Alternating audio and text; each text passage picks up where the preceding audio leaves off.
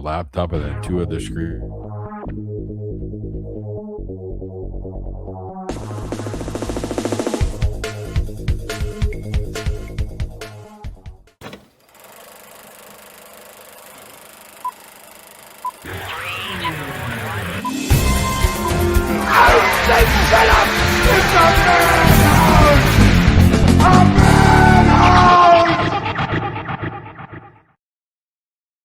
Welcome to the Movie Madhouse. I'm Rob. I'm Jason. And we're Jamesless. We're Jamesless. Yes. Yes. Pesky work schedules. Yeah. His work schedule is apparently changing drastically. Yes. And it's going to cause some problems. Yes. So, unfortunately. But we're going to see what we can do to roll with things. Exactly. And make it work. So if there is some adjustment in the actual timing of the show, just bear with us. Yeah. Just bear with us. We'll try and put notice out there, so that people know. But yeah, things could be in flux coming up. Exactly. Why is there no background? That's interesting. It disappeared. Weird. But now it's back. Okay. I blame Gremlins. I totally blame Gremlins. So yes. Why are we here? What are we here to talk about today? I ask myself that more and more. Well, okay, I'm not trying to be all deeply philosophical. Oh, okay. No. We're gonna do our top 5 Sam Raimi movies. But why? Did you say top 5? Yeah. I thought top 3. Well, we initially said top 3, but I figured without James, it's top 5. And plus, there's going to be crossover. There's not there's that many. So I'll throw a couple more in there then. It can't be that hard. Come on. It's Sam Raimi. I got to think. He doesn't have that many directing credits, though, surprisingly. But each one is so unique. Well, there is that. Yes. Speaking of unique, though, let's start with the latest watch before we get into the list. Yes. We did our theater viewing this time. Yep. Sponsored by Cineplex. Yeah. They gave us tickets to go see Send Help. Yes. Sam Raimi's latest that came out about a month ago. I was curious about it right off the get-go, seeing the basic premise of mousy woman in the office who is in a plane crash with her asshole boss. And what ensues on the island thing. The fact that premise directed by Sam Raimi, because Sam Raimi doesn't do that. Sam Raimi does demons and stuff like that, or Spider-Man. Yeah.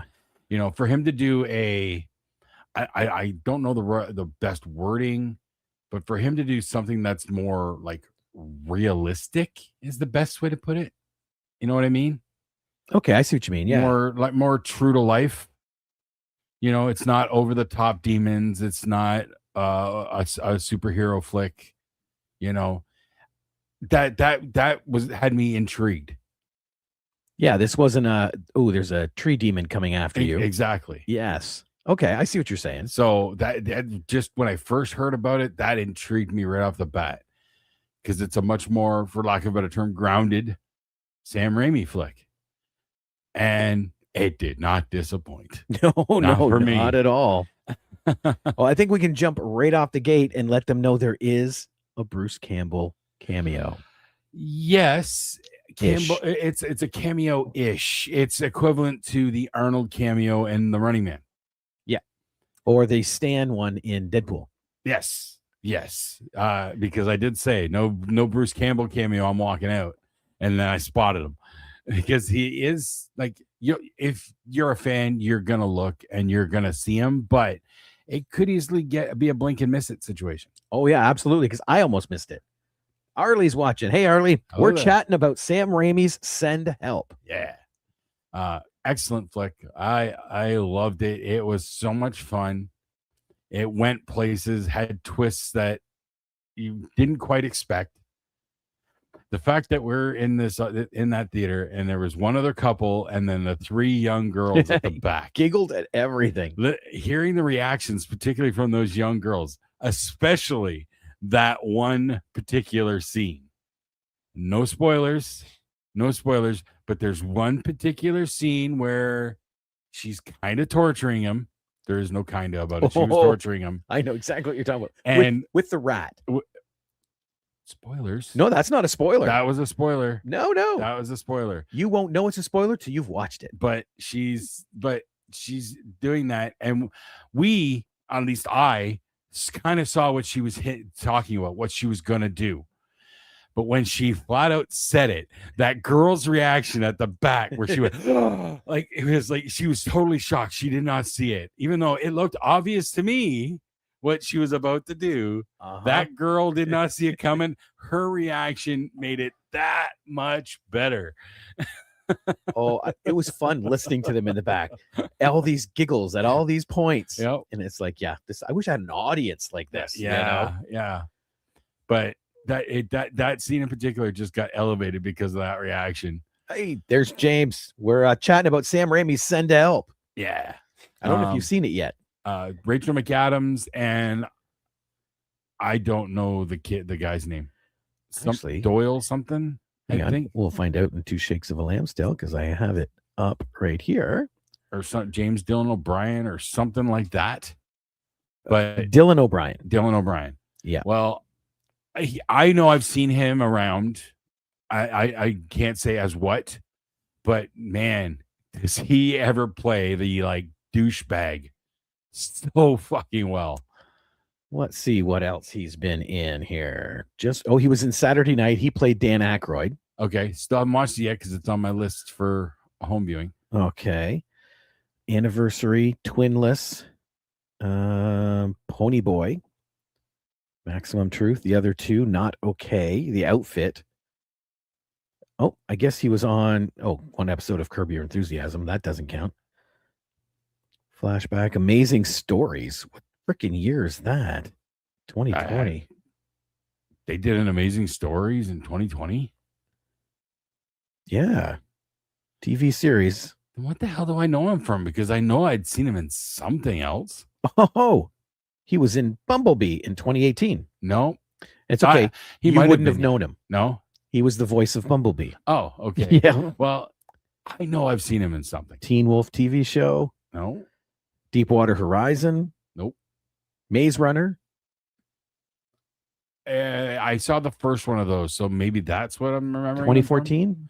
I saw the first one. Yeah, he's in 1 and 2. It looks like as Thomas. Okay, that might be from that, but even that doesn't sound right. Oh wait, he was in a short film called Charlie Brown: Blockhead's Revenge, and I think I've seen that. That's like a horror version. I feel like I've seen that too, but again, that's not what I'm thinking of. But I don't know. At this point, it doesn't matter. He crushed it as a douchebag, but I feel like just like in wrestling, it's easier to be a heel, right? So he crushed being the douchebag boss. There it is. Look. That does look vaguely familiar. And that's our boy right there. Okay. He played Charlie Brown from Funny or Die. Funny or Die. Yes, I did see that. Yes. But he crushed, and Rachel McAdams. Come on. Oh, she was brilliant. It's her and just the transition of her character. Was he the lead in Maze Runner? I haven't seen. He might have been the lead in the first one at least. It says he's Thomas. I don't know who Thomas is. I honestly watched it once. I never went back. Obviously, I never watched the sequels. So, it was cool for what it was. Do you know what's very funny though? This movie is about the shift in dynamics. Mm-hmm. She is a subordinate. He is the boss. Plane crash. Oops. It changes. Yes. And this was done beautifully. And how long was that film? Just shy of 2 hours. 150 something. 1 hour, 53 minutes. Okay. Because an Oscar nominated film did the exact same story for 2 hours and 27 minutes. Okay. And it was the most boring piece of film I have ever seen. What movie was that? It's called Triangle of Sadness. Tally's mentioned it. With Woody Harrelson. They're all on this cruise ship. And all the upper echelon people are talking down to everybody, and then they get shipwrecked. And now suddenly those lower class people are the ones keeping everybody else alive. Okay. It's literally the same story. All right. but Sam Raimi did it so much better. Yeah, he made it more fun. I don't know. Is this considered a drama? Triangle of Sadness. Is it a drama? Oh, it's totally drama. Okay. Yeah. See, Raimi Well, they doesn't call it psychological drama. That's only because it's fucking psychological torture. No, Sam Raimi made this into a psychological dark comedy. And it is definitely dark comedy. Oh, yeah. But it's a Sam Raimi movie. The Sam Raimi-ness of it hits once they get on the island. Because then things start happening and you start seeing the over-the-top gore. Freaking boar looks deranged. The boar attack. And other things from there. Just you get some really wild gore shots and whatnot. That's Raimi's fingerprints all over it. Yep. Right. Even the plane crash was done nice. Yeah. Because people are going to die in a plane crash, but we saw some pretty creative deaths. Exactly. In a plane crash. Exactly. But again, most of them were douchebags, so you don't mind it. Yeah. Yay. Almost, But yeah, it was so good. And Rachel McAdams, just the transition of her character from the first 10, 15 minutes. And then once she gets on the island and how her gears shift. Well, it's interesting because she doesn't necessarily change because she still has this like OCD kind of mentality. Yeah, right. Okay. But it's now she's in her element. Yeah. And she knows it. Yes. But as you watch the movie, though, you see that she is progressing into a little bit more of a psychotic obsession. Yeah. Just that little bit. Like it's slow. It's a slow slip as she goes a little further and further with it. Until the Kathy Bates moment. Until we'll call it that for now. The Kathy Bates moment, sure. Yep. But it kept us guessing. We missed some subtle hints as to what might come up in the third act. Oh yeah. There were the big reveals in the third act. It's like, how do I not see that?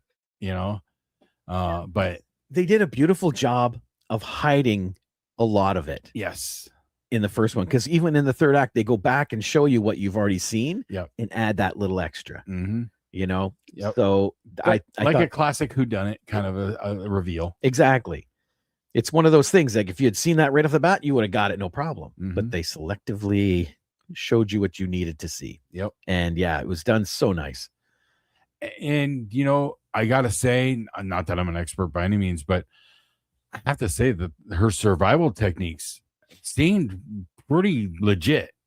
Dude, she was going to be on Survivor. Yeah, we did see her audition tape and all the books that she had. But when it comes to movies and they do stuff like that, we saw more detail of what she was doing. Right. Yeah. A lot of times with a crash movie like that, you don't see the finer details. You just see, they built a structure and what. We actually saw how she built the structure, how it stood up to the elements until the big storm came through and stuff like that. Yeah. The collecting the water, how she collected water, details that I've never seen in that type of film before. No, that is true.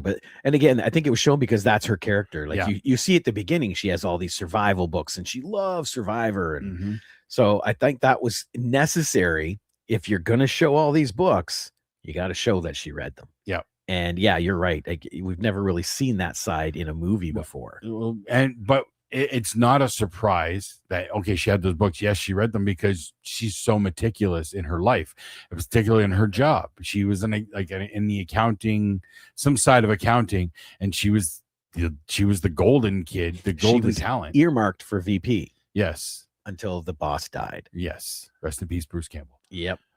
Oh, that's not a good thing to say right now. I'm sorry. I did no. As soon as I said it, I shouldn't have said it. In that role. Yes. But yeah, you know what? Just on that note, my heart goes out to Bruce. Keep up the fight, man. Dude, he can beat Deadites. He can beat this. Yeah, absolutely. So. It's a good thing we're not going to do we're doing Sam Raimi list and not Bruce Campbell list, because I keep thinking I missed a movie. but that's not a Sam Raimi movie. So Okay. I'm sure they would have had to do some survival research for the movie. Oh, they did. oh, definitely. That's what I mean. Like, we're not giving away any spoilers from this, trust me. Right. And once the plane crashes, as in the trailer, they land on the island, Yeah. you get to see her like she's sifting through sands for these vines that she then twists together to make the rope to lash these things to the tree. Yeah. And it's really cool because they juxtapose they oppose that with freaking English. They oppose that with the boss who says, I can do this. And he's busy trying to do it, and things are falling apart and vines are snapping. And yeah, I thought that was very cool. When at the first time he tries to stand on his own 2 feet, air quote, and he just couldn't do it. Yep. So yeah, trust me, nothing we're going to say will give away major plot points. Nothing that's not in the trailers. Yes. You know, I think the only thing that we've said beyond that is the Kathy Bates moment, but you have to figure that's coming in a movie like this. You would think so, yes. Especially when you watch this movie and you know that, small spoiler, it's set up very early on that she kind of had a thing for him. Yeah. They had a moment at the Christmas party kind of thing, you know? Yeah. So there is a little bit of that. Well, it's a moment in her head. Yes, exactly. Yeah. Exactly. He's a douchebag. He doesn't have moments like that. But yeah, I really love this movie. I've hyped it to everyone I talk to. I like, if you need to watch that movie when you can. There was one bit. Well, the ending. I was getting worried as the climax was going on. I started to worry where they were going and what was going to happen. And I don't think this is much of a spoiler. I said it to you that night. I was at odds at the end who I thought should be, there is that element. The main character. There is that element of, who do you root for in this situation? Yes. But just as the climax is progressing, I thought they were going in what you might call the Hollywood ending. Yeah. Right. I thought that's where they're going, and I was pleasantly surprised that they didn't fully commit to that. Well, so it's Sam Raimi. He's going to dabble and then do what he wants. Yes. Yeah. There was one other solid Sam Raimi fingerprint, and that was the hallucination. Yes. Because we did see a straight up pull for Sam Raimi for a second. Yep. The biggest jump scare on the planet. Yep. Because it got me. Yeah. It did pop up quick. So, but this was a home run in my opinion for Sam Raimi. Different. It stands out from his other stuff. Well, right now, 34,000 reviews on IMDb, and it's 7.2. Yeah. Oh, well worth it. Absolutely. I would agree with that wholeheartedly. 7.2. Yes. There is only, 574 people give it a 1. 229 people gave it a 2. 382 gave it 3. 716 gave it 4. 1.6 thousand gave it 5. 4.8 thousand gave it 6. 11,000 gave it 7. 9,000 gave it 8. 2.8 thousand gave it 9, and 2.3 thousand gave it 10. So 7 seems to be. Now, you compared it to that movie Triangle of Sadness? Yeah. It had a 7.2 as well. I noticed that. It did so. What the frack? So with 214,000 reviews. Reviews. Oh my God. English. You're struggling tonight. I am. What's in this thing? What are Holy words? Jeez. What are words? 7. And this is really weird because 59,000 voted 7 for it and 62,000 voted 8. But it's still got 72 or 7.2 because 27,000 voted 6 and 11,000 voted 5. It's not good. No, it's not. Well, I don't like that it has the same rating. It definitely did not sound like the kind of film I would enjoy. It looked like an Oscar movie to me. And there's not a lot of Oscar movies that I think I will enjoy. Now, that being said, Tally and I watched F1 a week or two ago. It was the last of the Best Picture nominees that Tally had to see, and F1 was awesome. That's what I've heard too. That's the F1 racing one with Brad Pitt. I was going to start looking up things and I realized Oscars is this weekend. So I said, fuck it. Yeah, it is this weekend, isn't it? Yep. Well, I outside of that and Sinners, I don't know if I've seen any of the other ones. I haven't seen Sinners either. What? Nope. What? Nope. I want to. You need to fix that. I do. Like, I can't. I got to watch Knives Out first. Yeah, because I already hit you with that and you haven't. I can't. But, dude, you need to rectify that. I want to see it badly. Sinners, I have no doubt that Sinners will get you. All right? Sinners, you will enjoy it. It's so damn good. It is one of those rare Oscar movies in my mind that are worth the hype because it's not your typical Oscar flair. It's not Triangle of Sadness. Oh, it's a 7.5 on IMDb. It's an actual popular box office hit. How many box office hits, box office smashes get Oscar nominations? Mm-hmm. There's usually a direct correlation opposite. The higher the box office, the less chance for an Oscar. Yeah, usually. And which baffles me. Triangle of Sadness proves it. And that's my biggest probably gripe against the Oscars is if this is the best movie this year, why has nobody watched it? You know, that makes no sense to me. You make movies for people to watch them. I couldn't agree more. So I had a discussion with a gentleman about this exact thing. So I couldn't agree more. Yeah. So yeah, you need to watch Sinners like right away. Like go watch it right now. We'll wait. Okay. I'll be back. Okay. I'm back. No, like I said, I keep going to watch it and then things pop up. Oh, you need to shut off your phone, lock the door. Well, I'm trying to get stuff done I need to get done. Oh. Like I'm in the midst of editing a music video for Laura. Oh. I'm in the midst of writing a certain television show. Oh. I'm in the midst of writing a screenplay for what is it? I want to. It's an 80s themed horror. Okay. And also in the midst of now reviewing another script. You're too damn busy. I know. I gotta start saying no. Plus, plus you're still you're spinning the CK Expo plate. Oh yeah, that one's always spinning. That's always spinning. But yeah, dude, I worry about you burning out. This is why sometimes I just got to sit down and watch a movie. Yes. And shut everything off. So the next time you're going to do that, make it Sinners. I got to make it Knives Out. I you know what? I'm willing to give you a pass for a little longer on Knives Out to get Sinners in first. In that case, okay.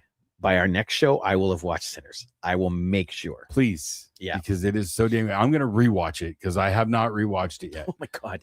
I had to watch Fame for the Old News Movie Review tomorrow. Okay. Right. 1980. Right. I realized I'd never watched it because I'm sitting there watching it going, when is this girl going to her welding job? What the frack is going on? You watched the show.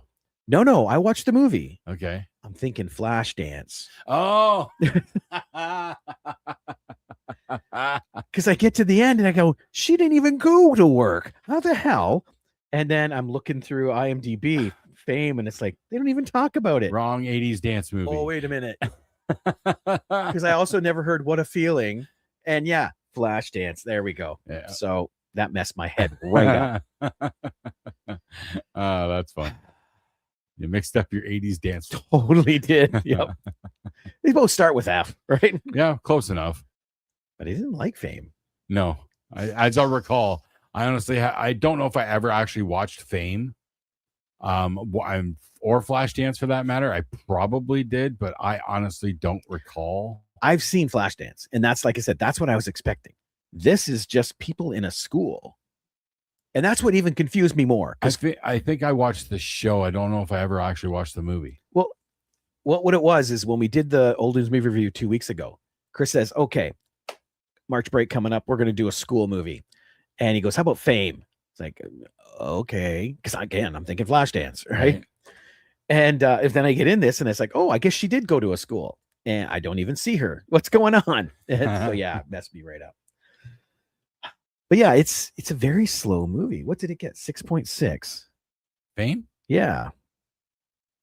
Interesting. Yeah, but I think the draw of that, it wasn't so much the movie itself, it was the singing and dancing. Oh, 100%. And it was one of those, 4 weddings and a funeral type movies where it's about 4 different people, Okay. Yeah, See, you say that. Yeah, I definitely didn't ever watch the movie. Yeah. Irene Cara was the big one. Yep. That was like a breakout for her, wasn't it? Yes, it was. Okay. Oh, and I didn't realize, did you ever watch ER? Not really. A little bit first season, but not really. Okay, because in the later seasons, even in 24, they had this guy show up. His name's Paul McCrane. He does. He RoboCop. Oh, yeah, even better. That's right, RoboCop. He's the dude from RoboCop. Yeah. This is one of his first roles is in Fame. I could see that. It's the right era. And dude, he's got hair. Definitely before RoboCop. Yeah. And it's weird hair too. But see, I remembered him sadly from ER, where he is like the ultimate dick. Okay. And I couldn't get behind his character. Not at all. But it was interesting because he was a gay character.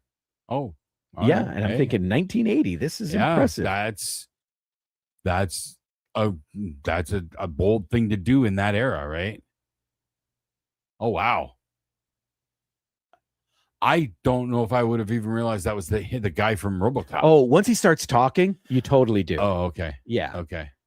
But yeah, okay. Wow. I couldn't get past ER. ER was one of the characters that he made that defined him to me. ER. And I hated him. Not saying elsewhere. ER. ER. Yeah, I know. He tried to do a redemption thing at the end, but then a helicopter falls on him. He dies. as can happen. Right? When you work in hospitals, you got to watch for fallen helicopters. Seriously, why didn't he look up? But anyways, now we should get to the top 5 list we have. Yeah. Because, we've rambled enough. Okay. And I'm sure there's going to be crossover. Again, there's not a lot. But our top 5 Sam Raimi. And again, it's a little hard for me to rank because I don't go back to too many of his movies. I know there's a few of them that I've watched a shit ton when they came out, but there's only really one to my mind that I go back to on a semi-regular basis. Now, Send Help will be on that list. So I'm not including Send Help in my top 5 only because of recency bias. Fair enough. Too new, too fresh, but I do love it, and I know I will rewatch it. I've included it because I know I'm going back to the theater to watch it. Oh, really? Yeah. Okay. Yeah. Well, cool. It got the freebie with me from Jamie at Cineplex, but I'm going to pay and watch it again. All right. Cool. So I'm going to go for my number 5 is going to be Doctor Strange and the Multiverse of Madness. That's my number 3. Oh, wow. See, I figured there'd be some crossover. I thought what he brought to the Marvel universe, bringing his style, worked so well in that movie. Yes. It does not come across as your typical Marvel flick. No, not with the eye poking out of the puddles, and I love all that. But he did all his camera tricks and all that stuff, especially when Wanda was fully gone. Mm-hmm. Like we got all his Raiminess. The telepathic death of Professor X. That kind of thing. Oh God, yes. That whole scene was just so twisted. Right. And Sam Raimi's going, son of a bitch, with Marvel when there's got scenes like Captain America getting cut in half and he can only do so much. He can't go full Raimi. Right off the bat in that scene, Black Bolt. Yeah. Just the Black Bolt thing. But yeah, I wasn't even considering that. I was picturing more of the stuff when Wanda was at that temple and they were inside and he did the twisting camera angles and stuff. Yep. It was a breath of fresh air. And that honestly, it's quite possibly the last Marvel movie I watched. Really? You're a bit behind. I'm way behind because I got burnt out on Marvel movies, right? There's not a lot of draw there. So I don't know what's come out since. But that might be the last one I watched. Well, Greg does say it's easier to be a heel. Yeah. Yes. Okay. He's catching up. He's catching up with the conversation. Way Good back day to when, my yeah. friends. Hey, good day to you, buddy. Hey, Greg. Yes. The boss in Send Help. So good. Yeah, exactly. All right, my number 5, and it might be higher on your list, is Evil Dead 2. I am putting that at number 3 because I appreciate what it is and what it means to the genre and all, but I don't go back to it only because it is too over the top for me. But it's your number 3. It'll be my number 3. So in this your case. 3 is my 5, and my 5 is your 3. Yes. Okay. I love it.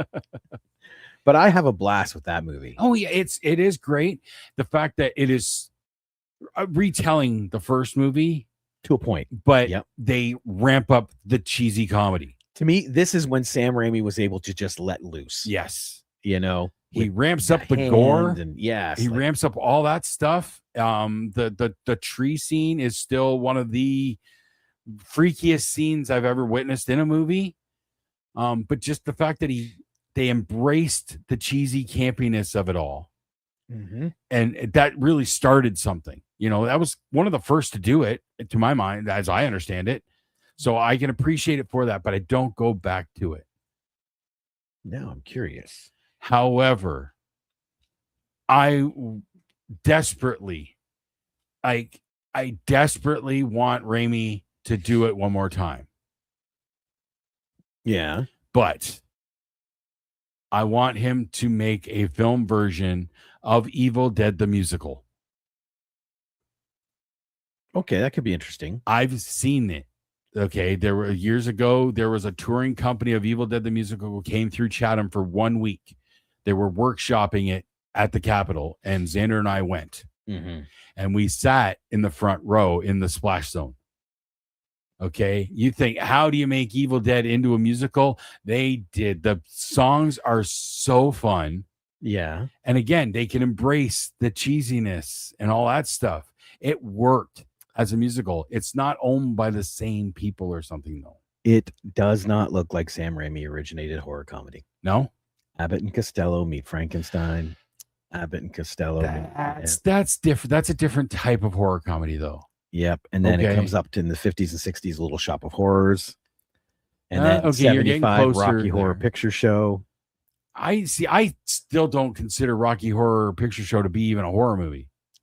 I know it's in the title and all, but there's really outside of there's no gore. No, but horror isn't gore.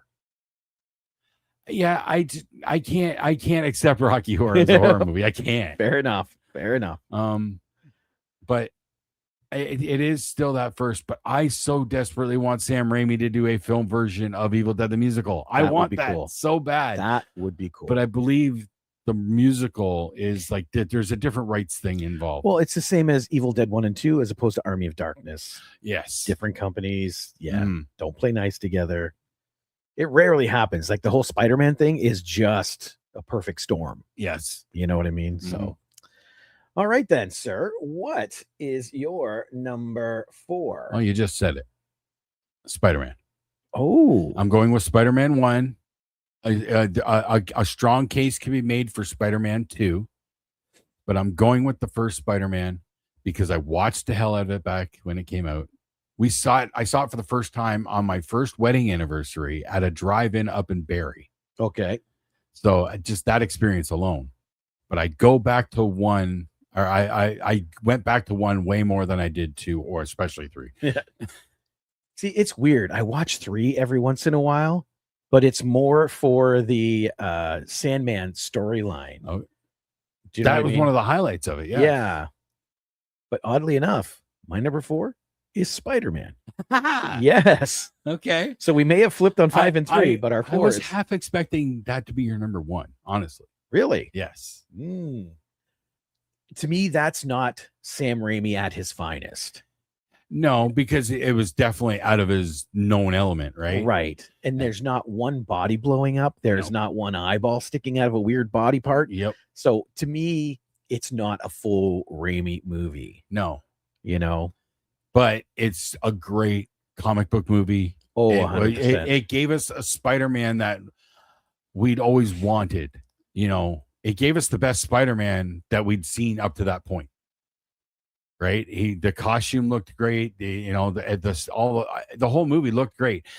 Argument can be made about the actual bio web thing instead of him creating it. I get the argument and all that, but it also gave us one of the funniest bits in that movie. Go web, fly web, up and away web. But see, he didn't create it. No, that came from a comic book. Oh, Spider-Man 2099. Oh, is that where they took that? They Miguel, borrowed that from?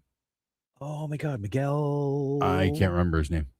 Yes. I read that comic. He's working in a gene splicing lab in 2099 and gets caught inside of it. So his genes are spliced with spider genes. Okay. So he literally makes the web. Okay. And fires it from his So wrists. that's what they rolled with that concept. Yep. Okay.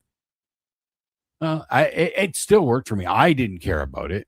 I honestly didn't care about it. And it played a bigger factor in number 2 when he lost the ability to do the web. Lost his confidence. Because he lost his confidence. Well, you that lose your made confidence, more sense. your webbing disappears. Right. We all, it happens to everybody. Happens to all of us. Happens to Spider-Man over 40. Yep. But yeah, that whiskey web of the wrists. That's what we call that. Whiskey web. I was trying to remember exactly the quote, but it's whiskey dick of the claws. That's what it was. There we go. Yep. But no, that is a fun movie, and to me it's groundbreaking because it was the first time a real, pardon me, Nicholas, the first time a real Spider-Man movie had been made. Mm-hmm. I know they did it in the 70s. Yes, and those are fun to watch. They are. But oh my God, yes, once you got modern technology behind it, so the special effects could really get closer to a comic book feel. Yes, and that's what made that movie stand out. And again, I only put number 1 here because I went back to it way more than I did number 2. And 2 was great. 2 is arguably the best of that trilogy. I only put 1 because it's one fucking movie. Okay. You are the one that likes to group movies. Gotcha. That's fair. That's fair. I accept that. Okay. Should we go to 3? We already know. We know what they are. Yes. All right. Let's jump to number 2. Number 2. Shit, I didn't bring my list, and now I'm struggling. What was my number 2? What am I forgetting? Because I know what my number 1 is, but what was my number 2? Army of Darkness. Okay. Army of Darkness is my number 2. Very close race between my number 1 and number 2, because I just haven't gone back to Army of Darkness more as recently as I have for my number 1. So Army of Darkness is my number 2. Okay. And I can see that. Like, it's not on my list. Okay. Really? But I revisit it. Okay. This is my boomstick. Yes. We get those. It's so quotable. Lines. Yes. The gore is toned down in my, except for one scene. The Sam Raimi gore is toned down from what Evil Dead gave us. Yes. Different production, right? Different company. Exactly. But it was such a fun flick, and the concept of a modern man in the fantasy realm, kind of fantasy era, it worked. And it's cool because it's one of the few movies that both the theatrical ending and the alternate ending are considered legit. Yes. And I love both of them. And that's still a bone of contention for me for the TV show. Well, because Ash vs. Evil Dead ended with them going into the post-apocalyptic future from the alternate ending of Army of Darkness. But see, that's just it. In the Army of Darkness, they just skip the TV show and get right to that sleep waking up thing, but it still fits. Mm-hmm. Both endings work. Yes. Brilliant work there, Bruce. Yeah. I really wanted to see their post-apocalyptic future, and we just got that little tease at the end of the show. Yeah, my guess is there was plans for that, and then nature gets involved, most likely, and says "screw you." But it was proof of something that I think it was Raimi said at New York Comic Con when the first season had come out or was just coming out. Somebody asked him during a panel at New York Comic Con, and I distinctly remember watching this video. And they asked, "Can you reference Army of Darkness?" because different production company, right? Different rights. He said, no, but there is an alternate ending, and we can possibly touch that. And at that point, I hadn't seen the alternate ending. Oh, really? Okay. I was not aware of it. So I immediately looked that up, saw it. That's so cool. Yep. And that's where he pulled it he from. Did say it. It was either either the first scene had just come out or was just coming out. And he said they were going to be able to go there. And then they pulled the rug out from under them before when they got there. Damn it. Because we just can't have nice things. Who was the production company on that? Was it Paramount? I don't know. I just know it was different from who had Evil Dead. So hence why it was a bit more toned down. Picks. Production companies. Dina De Laurentiis, that's it. Did Army of Darkness? Yeah. That makes sense. They did a lot more fantasy fare, right? Yep. And I see why it was technically considered a bomb, even though cult status has boosted it. Right. Budget was 11 million, and worldwide it grossed 11.5 million. I think it's because it wasn't Evil Dead. Yeah, they didn't even have the Evil Dead name on it, so a lot of people didn't even know that it was a sequel. Exactly. Unless you look at the poster and go, interesting, maybe. But yeah.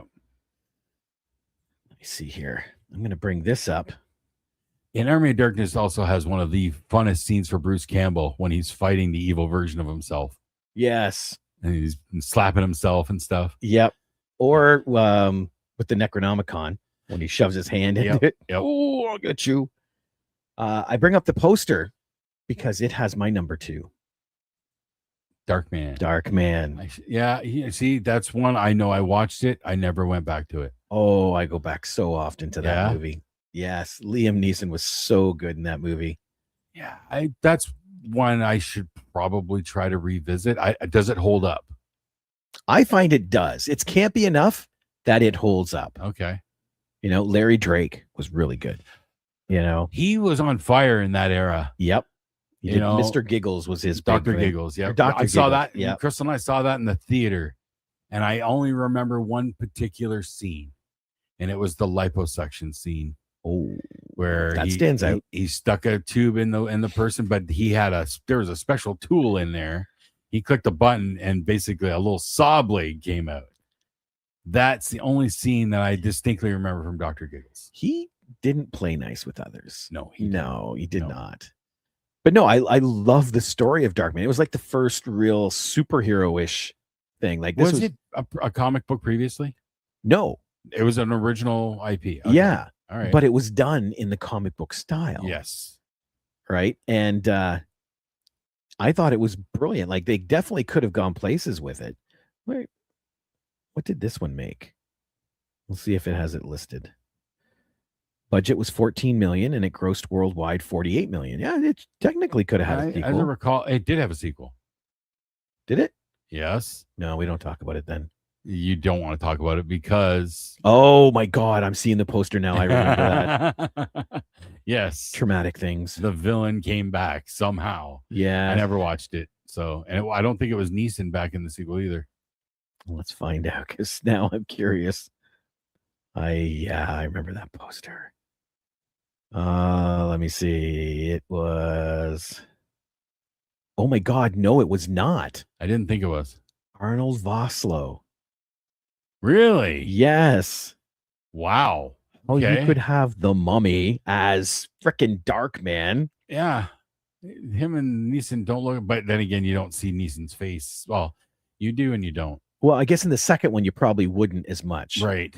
The first one you did. But that was the cool thing about the first one when they set that up where he can engineer skin so he can literally look like anybody. Yes. They did establish that. And it was always over the top, like the voice would change. How does skin affect your vocal cords? But you just bought into it. You had fun with it. That era, we didn't gripe. We just took it. We just ate it up. Exactly. But for whatever reason, what year did Darkman come out? 1990. Where is it here? 1990. 1990? Yep. Yeah, I was just starting dating Crystal. So some of my movie watching shifted, and that was one I just didn't go back to. Gotcha. Let's see. Oh my God. All they have on here for Darkman 2 is the estimated budget. They don't talk about box office or nothing. Because that was a massive bomb. Might have even been straight to video. I'm wondering if it was. I got a sneaky suspicion that was a straight to video. They better take that down. What's that? Filming locations, Toronto, Ontario. Oh, don't you credit us with that? Everything gets filmed up there.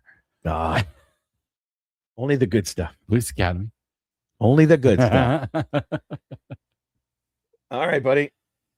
Number one. My number one might surprise The Quick and the Dead. That does surprise me. Yeah. Oh my God, that does surprise me. There's something about The Quick and the Dead. You get Sam Raimi cheesiness in a Western. And I think that's why I hated it. Really? Because I've seen the original. I don't even think I didn't even know it was a remake. Yep.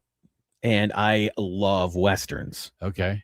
So, but it's one of those things where I need to put aside what I think it should be and watch it for what it is. So I might revisit that. I haven't watched it in a couple of years, but I watched it the hell out of it back in the day.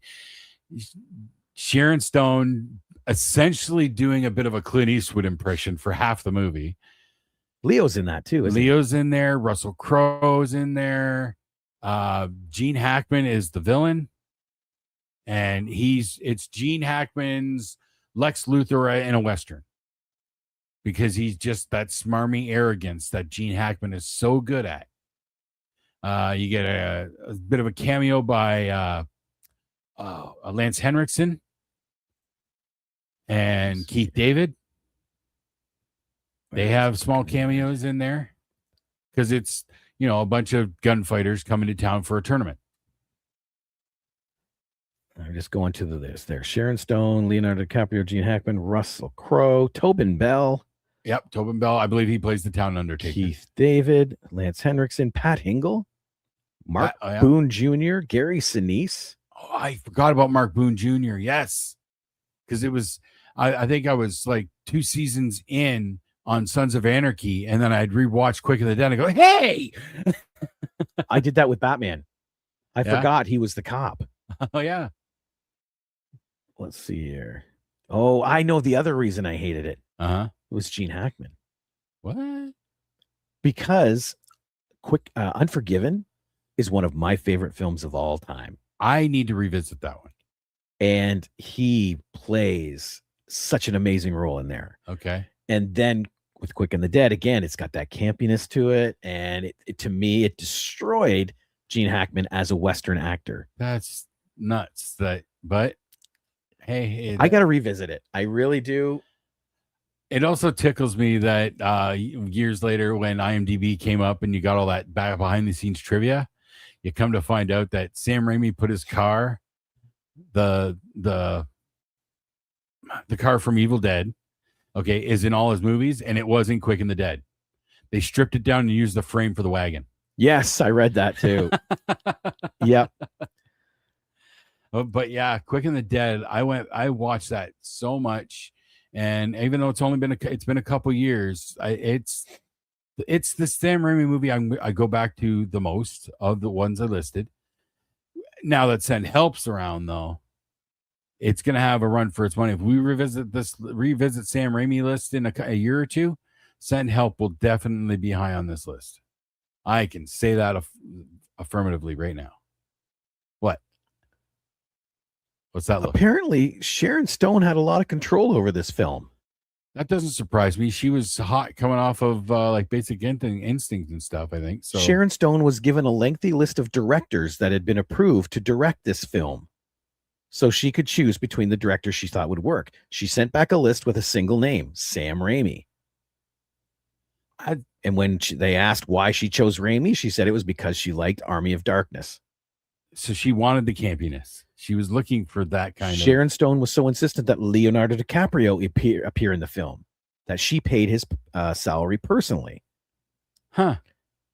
Where did I read this? And Okay. that's like an early movie for Leo too. So Sharon Stone handpicked Russell Crowe to be in this film. The studio was initially unsure about this choice, but because Crowe was a complete unknown to American audience. What the frack? Is she like an executive producer on she this? must have been. Have that much control? And now that I realize, yeah, that must be like, well, okay, the only other movie in that relative time when that came out that I might have known Russell Crowe from, what came first, Quick and the Dead or Virtuosity with Denzel? Oh, let me find out. Where he was a He was a program. a computer program, Where is like Russell? a hologram man kind of thing. Yep, a combination of all the serial killers, including the one that killed Denzel Washington's wife. Mm-hmm. Okay, let me see. Oh, this is a long list. Russell's been busy. Okay, proof, the crossing. Okay, I think I'm too far. Proof, efficiency, romper stomper, police rescue. Okay, I do apologize. I'm getting old. Uh-oh. Yep. Well, just for the record, Yep.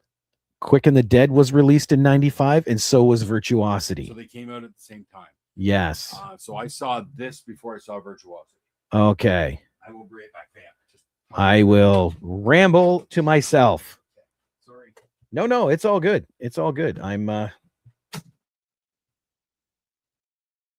thought I saw James post something, but I guess I did not. No, I'm going to revisit Quick and the Dead. Just because, like I said, I gave it a harsher critique than I needed to, just because of Unforgiven. Now I can look at it with some appreciation and, take it for what it is and not what I felt it should have been and what it wasn't. But yeah, I got to find out if Sharon Stone was some kind of executive producer on this, because so much of this talks about how much control she had over the film. All cast and crew. Okay. Director Sam Raimi, writer Simon Moore. Skip all the cast, alphabetical. Producer. She produced the film.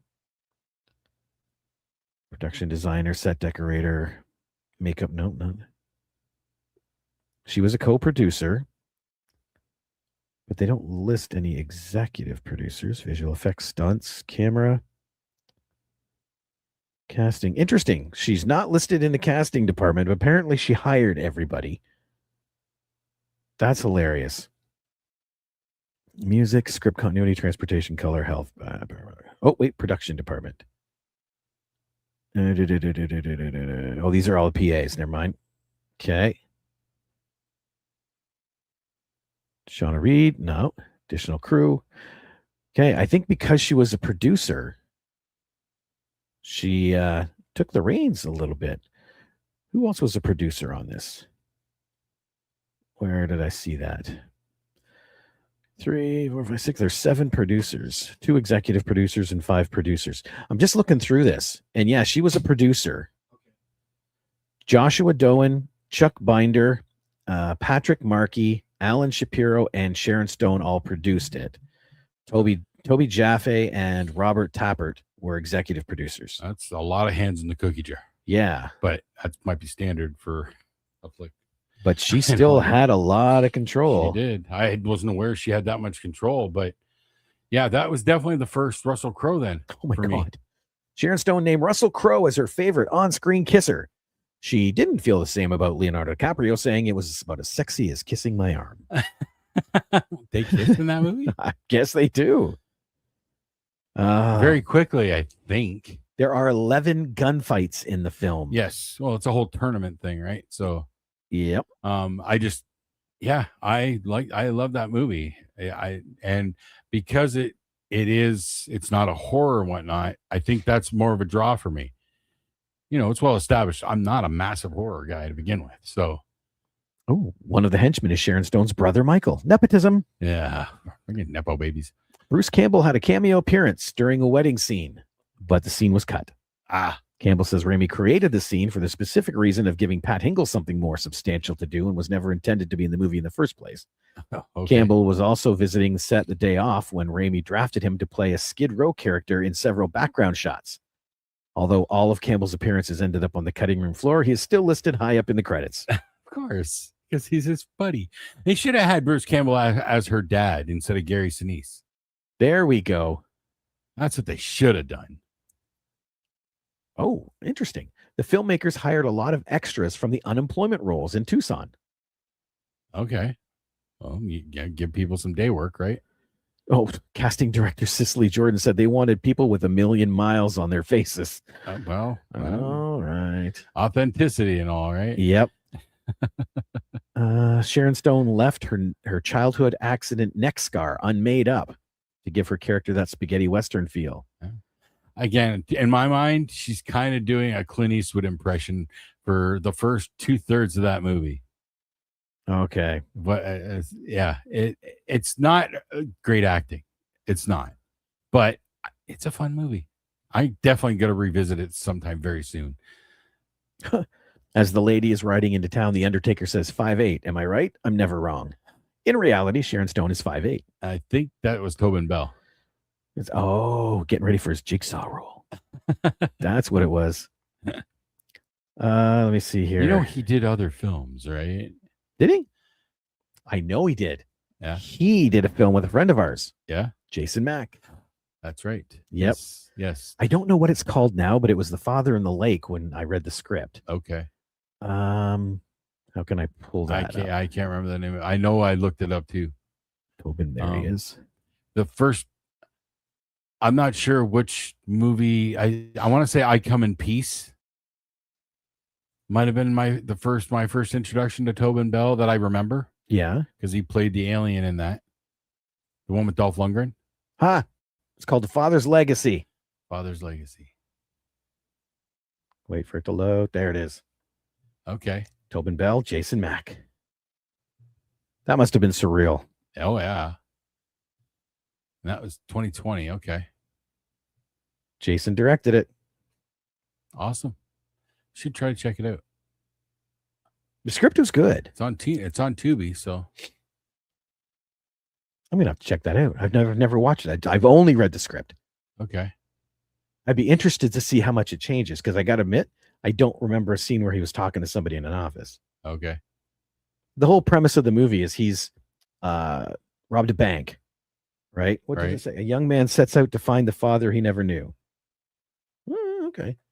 But yeah, see how maybe that's the bank people. Because yeah, he's getting out of the bank, but he gets shot and he hides up in this guy's house and makes him look after him. Okay. So it's not his father. Or it's his father he didn't know. And maybe he changed things in the script. Okay.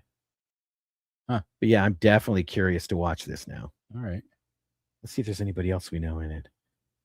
Absolutely not. Nope. Okay. But Tobin Bell, I Come in Peace with Dolph Lundgren was one of the first I can remember from, and The Firm with Tom Cruise, based on the John Grisham novel. Let's see here. Those are the first movies I think of when I think of Tobin Bell. He was in Tootsie uncredited. He was a waiter. Okay. In The Verdict in 1982, he was a courtroom observer. Sophie's Choice uncredited as a reporter. Turk 182 looks like a first time he had a role. He definitely became like one of that guy. Mississippi Burning. That was his first big one. Okay. 1988. He was the Agent Stokes on the FBI. Yes. I'm not sure if I ever watched it. Then he did 3 episodes of The Equalizer. An Innocent Man with Tom Selleck in 1989. Perfect Witness. Loose Cannons. Loose Cannons. Why does that sound familiar? I don't know. Not ringing any bells for me. Gene Hackman and Dan Aykroyd. That's right. 1990. Huh. Okay. It's got 4.9. So yeah. Ooh. He was on the Alien Nation TV show. Oh. Then he was in Goodfellas. He was the parole officer. I always forget that Goodfellas came out. I always attribute it to early 80s. 1990. Yeah. That always trips me up. Yep. He was in a show called Ruby. He played David Ferry. Interesting role. Silk Stockings, and he was on Seinfeld, Bowling Point, The Firm, 1993. Okay, so The Firm is the first movie that I remember him from. And then 1993 was also, he was in The Line of Fire with Clint Eastwood. He was? Yep. Mendoza. It's been a long time since I watched that. I watched it a bunch back in the day. Great villain Malkovich in that movie. Let me see. Looks like after that, the big film would be Quick and the Dead. Okay. 95. Murder 1, NYPD Blue, Unabomber, Chicago Hope. Where was I Come in Peace or Dark Angel? It might be listed under. Let me back up. Or was that not Tobin Bell? Am I mixing up? Are you Tony Todding it? Maybe. If you haven't mentioned it, and it had to have been on there by now. Perfect Witness, Svengali. No, I don't see it. Okay, I'll look it up. I Come in Peace. Oh, we're on a mission now. It's Dark Angel, 1990. But is Tobin Bell in it? Was he the alien? In 1990, he's listed in Loose Cannons, Alien Nation, Nasty Boys, False Identity, Goodfellas, Jake and the Fat Man, Broken Badges, Vendetta, and that's it. So that was not him in I Come in Peace. No. Weird. The dude looks just like him. There is a guy here. His name is Sherman Howard. I think might have a Tobin Bell kind of face. But yeah, David Aykroyd's in it. Dolph Lundgren. Was he an alien? Yeah. Okay, because Matthias Hughes played Bad Alien Telek. Yep, that's him. Yep, I'm mixing him up with Tobin Bell. He looks more like Mickey Rourke. There, yes. But in I Come in Peace, he had white hair, which Tobin Bell had in The Firm. Okay. And they were tall and intimidating. So that's my excuse for mixing them up. Okay, I could see that. Fair enough. Let me see. I'm trying to find out when his big, because he was in The Firm. Malice, Deep Red. Saw was his big breakout. Quick and the Dead in 95. Lazarus Man. He was in the TV show La Femme Nikita. He was in Stargate SG-1. Walker, Texas Ranger. So many TV shows. He got a lot of work because he had a really good looking presence. Dude, he was in the X-Files. That doesn't surprise me. Little PTSD for Jake. Jason. A little bit. Mike referenced that the other day. And I'm like, Wesley. dude, I don't remember anything from it. Okay, it's all blank. Actually, yeah, it looks like everything is TV until 2003. He was in 4 episodes of 24. And then in 2004, he was in Saw. That's when the first Saw dropped, 2004? Yep. Okay. Yeah, it's only 22 years old. Only. Yeah. Oh, Chihuahua. So what was your number one Sam Raimi movie? Oh, damn, we never got to that. Yeah. Well, there won't be much to talk because everybody's talked about this one forever. It's Evil Dead. I watched that so much. The first one? Yeah. The original. Okay. Yep. Oh, wow. Yep. Okay. I watched that tons. I was not expecting that either. Really? I thought you were going to go Drag Me to Hell. I've never seen it. Oh, okay. Yep. See, I watched it once and it was good, but it didn't draw me to come back. It was good, and that ending is it will get you, but okay. That's what I've been told, and I do want to see it. Mm-hmm. But again, it's one of those when I have time, I don't think about it. No, your priority right now is Sinners. Sinners is your priority. But the original Evil Dead, much darker, definitely groundbreaking. Oh yeah, this was all experimental. Yeah. And I love the stories about him and Bruce having a hunk of wood with a camera attached to it, running through the woods to get those running shots. I would love to see footage of that being filmed. Yes. You know what I mean? Yes. Because it sets such a mood. It's a drone style shoot long before drones were a thing. Yep. Bruce Willis has got the foot pains to show for it too. Bruce Campbell. Or Bruce Campbell. What did I say? Bruce Willis. Oh yeah. Bruce Willis may have been on set. We don't know. He's never denied it. True. Yes, Evil Dead, the original, it's an icon. It is. Evil Dead 2 is where they shift gears into the comedy aspect with it. Well, to me, it's like, oh, I can get away with this. Well, in that case, yeah, because they got away with basically telling the same movie in the sequel. Yep. They just added a little bit at the end where the hand attacks him, and and then he gets sucked into the vortex. Yep. But so how you can get away with doing a sequel and it's just the same movie from the first movie? I'm sorry. Have you seen the Crow sequels? Well, yeah, but that shows you how well it does. Evil Dead 2 played on that. They did have that added little bit, and that to me makes that movie. It's like Bone Temple. Have you seen that yet? No, I probably won't. Sucks. Yeah. Except for one scene. I would pay again to go to the movies to see that again on the big screen. Okay. Ralph Fiennes mesmerizing people dancing to Iron Maiden. Oh, yeah? Number of the Beast. Okay. Oh, my God. It's insane. Huh. But everything from that beginning and the end that surrounds that scene is horseshit. At some point, maybe I'll go through the 28 series, the 28 days and years and so on. Because I think I only ever watched the first one. I never did watch 28 years later. Well, see, and this is what they're doing now, which is really pissing me off because there's a sequel coming. We know there is. Right. And I want to watch it. Even after this horrendous pile of dog shit, I want to go because of the last fucking minute. They hooked you. In 28 years later, they did that. They had this really cool movie. And then the last 2 minutes is this Jimmy guy out of nowhere. I'll save you and you can come with us. It's like, what the? They're doing flips like ninjas. And it's like, that is just Bone Temple is all about those guys. And then at the very last, suddenly, we'll drop this in here. Tease. Cillian Murphy. Still alive. Mm-hmm. With a young boy. Oh. Because they're up there in the hill and they see some of the people running that were in there. Okay. Should we save them? I think we have to. And then they go out the door, and that's the end of the movie. Huh. It's like, oh, you freaking bastards. See, and I thought the joke was there was one in 28 years later, there was one zombie that sits up, and everybody said that was Cillian Murphy. That's what they were talking. Fan theories out the yin-yang for that. Yeah. Well, they hooked you. They got you. But see, I didn't mind 28 years later. All of that film. I hated the last minute where the ninja crew came out of nowhere. Okay. Because literally, other than the beginning, they show this little kid when the outbreak happens and he hides in this church thing, blah, blah, blah, right? You'd never hear about him again until the very end. And you see that guy wearing the cross that the kid had. Okay. It's like, okay, I get the connection.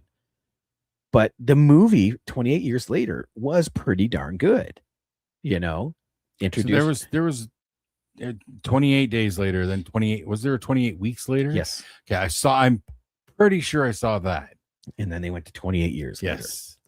And they waited 28 years to make it. Yeah. Feels like it. Actually, I'm going to look now. When did 28 days later come out? What's the stretch? Oh, and well, you should start with the very first movie, 28 Days. There we go. 28 days later, 2022. So not quite 28 years later. Yeah, but the original was 28 days. Yeah, 28 days later. No, 28 days. No.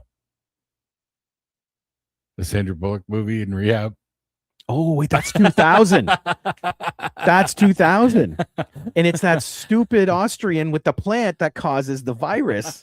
Hey, don't say bad words about Alan Tudyk. Hey, if he starts a zombie apocalypse, I'm going to call him stupid. Okay. Yeah. Okay, I see where you're going on that. I totally... you missed the joke. I did. You were zinging the balls by me, and I was like, hello? What? Hello? Yeah, okay. But yeah, I just realized it's 24 years later. Okay. They really dropped the ball. Yeah, there, they did. They lied. Now, briefly, because I know we're going to be wrapping up here, but March 15th, there's going to be some sort of announcement because Captain Malcolm Reynolds has been knocking on the doors I've of been his watching that. castmates. See, I'm not holding hope because they've trolled us before with this. Yes, but what is it going to be, right?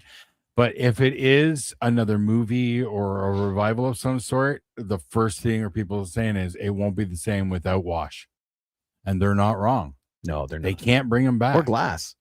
Or Glass for that matter. Or no, what did they call him? Book. Book. Yeah, Ron Glass. Ron Glass. You're right. It won't be the same. There was one story idea that was broached online that has potential, but no. It's that Wash died, yes, but he turned into a Reaver. And now this could be like they come across him as a Reaver and they capture him so that they can try and cure him. Are they trying to make people undead that are Reavers? I'm just saying that was an idea that was broached, that maybe he didn't die fully and he became a Reaver. He was only partly dead. Did they bury? But they buried him. And we don't know if that was an actual burial or just a memorial. I know what they did. They took him to Billy Crystal because he wasn't dead. He was only partly dead. Ah, yes. Okay. And why would they bring him back? To Blade. Mm-hmm. Okay, that was a stretch. It's okay. My favorite joke is still, how does a Reaver wash his spear? Runs it through the wash. Boo. Boo. I saw it coming. Yep. Couldn't Boo. dodge it. Nope. But that has so much buzz. Those little videos of him knocking on the doors, particularly Adam Baldwin opening the door and he's wearing the Jane hat. I like the Jill State one where he comes up, he shows up. She goes, "Is it time?" He goes, "Yep." He goes, "Shiny." You know, like the only one that I watched fully was the Summer Glau, and she just kind of stares at me and goes, "Yeah, it's still creepy when you do that." 6 weird Firefly teasers. Yep. Well, yeah, because the other 3 are dead. He talked 3. Or sorry, the other 2. He's the third one. Say, who else is missing? Because he talked to everybody that's surviving. Yeah, there's 9 in the cast, and 2 of them are dead. Yeah, and he is knocking on doors, so there's 6 more. Yeah, there we go. Now I'm a fan of his show, The Rookie, so I've watched that entire run. And Alan Tudyk did pop up for a few episodes as a crime scene cleaner, and their banter together, of course, just so much fun. For the past few days, series star Nathan Fillion has been sharing cryptic videos on social media in which he visits several of his former Firefly co-stars, including Jewel State, Summer Glau, Marina Baccarin, Sean Maher, and Gina Torres. Each clip features familiar catchphrases and callbacks to the cult classic, while also teasing that some kind of announcement may be on the way. It's supposedly coming out on the 15th. So what exactly can fan expect? This remains the biggest question right now, though many are hoping it points to a full return for the beloved sci-fi series. I don't see it, but however, in the caption of one of the videos, Nathan Fillion has already shut down a few popular theories. Some of you have guessed convention, podcast, or crossover. You were wrong, he said.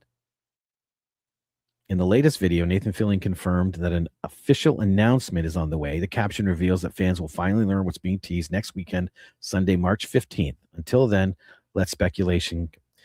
Okay, I'm throwing something out there. Mm-hmm. What else is March 15th? The Oscars. What? Maybe something's happening at the Oscars. Maybe that doesn't make any sense.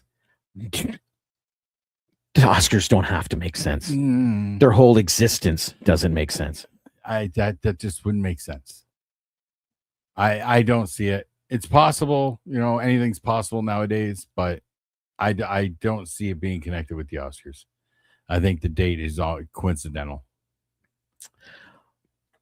See, right now I'm trying to think, is there anybody from that Firefly universe that might be getting a special award that day or something? Well, it ain't going to be Joss Whedon. It is not. That's the other question is, would they bring Joss Whedon back? They can't. It's Disney. Yeah. It's Disney. But see, the only person I've ever seen Disney back up on is James Gunn. And that's because of time. Maybe they realized what they fired him for happened over 15 years ago. Yeah, but all the Joss Whedon stuff was a long time ago too, except for the Justice League. Yeah, but it's all the complaints that have come out. Yeah. You know what I mean? I don't know. I'm curious. I will be anxiously looking for that news on Sunday. Yeah. Now you got me curious. Mm-hmm. Damn it. Good. That was the point. I didn't care before. Now I care. Alrighty. We've gone way over. Yes, we did, surprisingly. Yep. but still, it was good cocking. Yeah. So I'm gonna go watch Darkman 2, and Don't make me throat chop you. yeah, no, I'm not watching that ever. Good. Yep. No, you're gonna watch Sinners. Sinners is my next one up. Yes. So yeah, when I get free moment, that will be the next film. Okay. I promise it. Even beyond the film festival, I'm All right. about 10%, 15% behind. I will watch Sinners before I'm I a dive lot more back than in. that behind on the festival right now. What? So No, I haven't been keeping up. I know. Shh, I didn't know that. It's a focus. It's a focus thing for me right now. But I'll get back to it. That's why the beauty, you can hit sort and then go hit time, and all the short ones are at the top. I kind of do that already. Yep. So because then you can burn through about 7 but short I ones am in a 5 stickler minutes. for watching them from when they were entered. So Oh. as they came in, that's the order I'm watching them. That's your OCD moment. That's mine. Okay, fair enough. I can appreciate that. I All right. really can. All right. Well, dude, for another week at the Movie Madhouse, I'm Rob. I'm Jason. And James, we'll get you back here. Yes. But for now, we'll talk to you later. For James. Toodles.